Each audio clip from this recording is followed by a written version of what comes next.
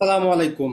তো অনেক প্রবাসী আমরা আছি যে আসলে আমরা ছোট কাল থেকেই যারা ইসলামিক কিছুটা পরিবেশ পেয়েছি আমরা সুদটা থেকে দূরে থাকি।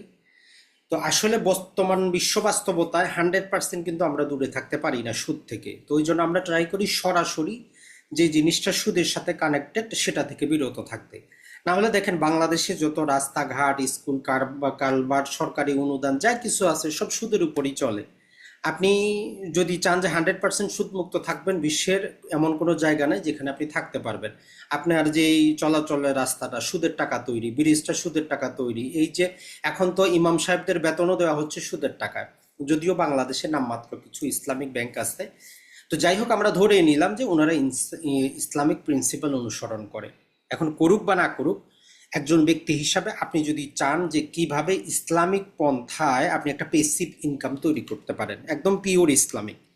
কারণ বাংলাদেশে আপনি যদি একটু বড় সড় যে কোনো ব্যবসা করতে চান, ব্যাংক লোন যদি আপনি না নেন আপনার হয় না। আর ইসলামিক ব্যাংকগুলো নামমাত্র আপনার সাথে বিনিয়োগ করে, মূলত তারাও সুদের পেসিভ কারিগর।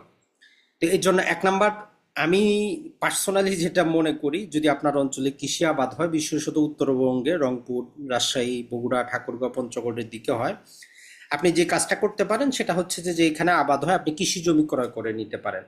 অন এভারেজে যদি আপনি মাঠের মাঝখানে ক্রয় করেন 10 থেকে 15 লাখ টাকা এক বিঘা জমি পাবেন। ধরলাম যে অন এভারেজ আপনি 10 লাখ টাকা পাইলেন। তো আপনি 10 বিঘা কৃষি নিয়ে জমি নিলে আপনার 1 কোটি টাকা যাবে। তো বাংলাদেশ সরকারের আইন অনুযায়ী আপনি সর্বোচ্চ 60 বিঘা পর্যন্ত কৃষি জমি নিতে পারেন। আমরা ম্যাক্সিমাম লেভেলটা ধরি, ধরলাম যে আপনি 60 বিঘা কৃষি জমি বৈধভাবে ক্রয় করলেন, নিজে আবাদ করেন না, কোনো ব্যক্তির সাথে ইজারায় দিয়ে দিলেন যে প্রতি বছর সে আবাদ করবে। আবাদ করুক বা না করুক, যেটাই করুক, অন এভারেজে প্রতি বিঘা প্রতি আপনাকে 30,000 সে দিয়ে দিবে। তো সেটা যদি আপনি হিসাব করেন, 60 বিঘা জমিতে বছরে 18 লক্ষ টাকা আপনার পেসিভ ইনকাম আসতেছে। তার মানে আপনার অন্য কিছু না করলেও চলতেছে। আর এইটা ইসলামে যে বিনিয়োগ ব্যবস্থা ইজারার ভিত্তিতে, এটা 100% একদম হালাল পিওর, আপনি এটাতে নিতে পারেন। এখন 60 বিঘা তো আর এত টাকা তো আর নাই। তো ঠিক আছে, আপনি 5 বিঘা দিয়ে শুরু করেন, 10 বিঘা দিয়ে শুরু করেন।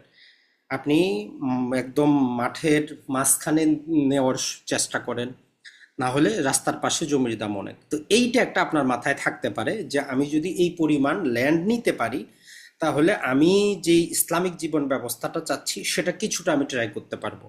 এর পাশাপাশি যদি ইসলামিক ব্যাংকগুলো যেগুলো আছে, যদি আপনি নিজে যদি শিওর হন যে না এরা ইসলামিক মোটামুটি, তাহলে এদের জায়গায় যদি আপনি বিনিয়োগ করেন, এদের কাছে ডিপিএস করেন, এটা করেন, সেক্ষেত্রে বাংলাদেশে যে দ্রব্যমূল্যের ঊর্ধ্বগতি 8%, এটা এরা কাভার করতে পারে না।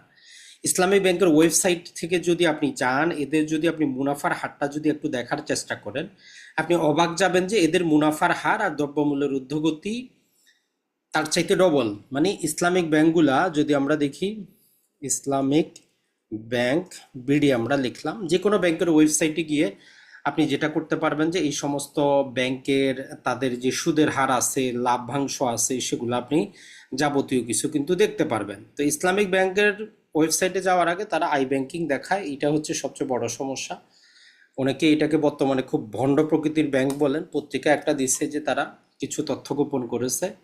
তো যাই হোক, আমরা এই ওয়েবসাইট থেকে যতটুকু আমরা অলরেডি দেখেছি, সেখানে তাদের সুদের হার যেটা, সেটা সুদ বলবো যে মুনাফার হার 4%, 3% থেকে নিয়ে ম্যাক্সিমাম 8% পর্যন্ত আসে। তো দ্রব্যমূল্যের ঊর্ধ্বগতি 8%, তো আপনি ডিপিএস করে করবেনটা কি? তাহলে আপনার ডিপিএস করে তো কোনো লাভ নাই। তাহলে আপনি যে কাজটা করতে পারেন, এই ইসলামিক ব্যাংকগুলোরই শেয়ার কিন্তু শেয়ার বাজারে বিক্রি হচ্ছে। Islamic finance, Islamic bond, Islamic সুকুক।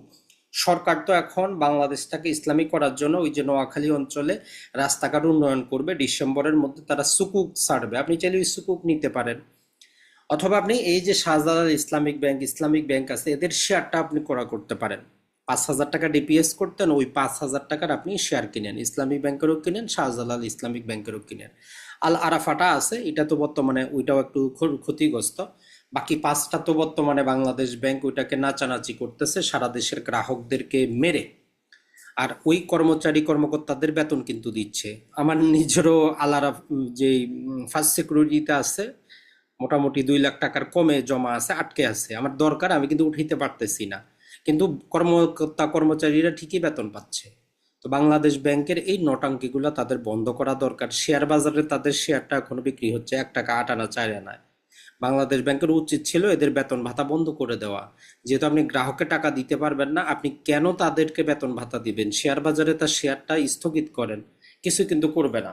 করবে কখন? সবকিছু ককটেল বানিয়ে। তো আমরা যেটাতে ছিলাম, তাইলে আপনি জায়গা জমি নিয়ে হালাল ব্যবস্থা থাকতে পারেন। দ্বিতীয় ব্যবস্থাটা হচ্ছে, যদি এটাকে ইসলামিক মনে করেন তাহলে এদের শেয়ার কিনেন, আপনি ডিপোজিট ডিপিএস না করে শেয়ার কিনেন। এখন শেয়ার কিভাবে কিনবেন এই রিলেটেড বিস্তারিত জানতে হলে আমাদের কোর্সে অংশগ্রহণ করতে পারেন, আশা করি আপনি উপকৃত হবেন। তবে এতটুকু মনে রাখবেন, যদি আগামী 15 বছরে 5,000 টাকা করে যদি আপনি ডিপিএস করে যদি 20 লাখ টাকা আশা করেন, শেয়ার বাজার আপনাকে 50 লাখ টাকা দিবে, এতটুকু বলতে পারবো।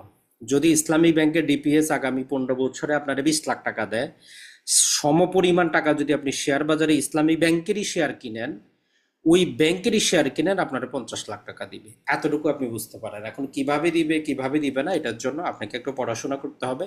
চাইলে আমাদের কোর্সে আসতে পারেন। আসসালামু আলাইকুম, ভালো থাকবেন সবাই।